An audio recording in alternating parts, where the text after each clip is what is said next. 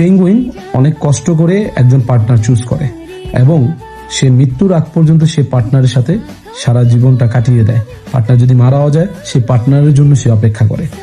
এবং পেঁচা, সে তার পার্টনার ব্যতীত কারোর সাথে সে খাবার শেয়ার করে না, একটা মাত্র পার্টনারই তার জীবনে হয়। সি ওয়াটার তার পার্টনারকে রাতে হাত ধরে ঘুমায় যাতে করে সমুদ্রের ঢেউ তাকে আলাদা না করে দেয়।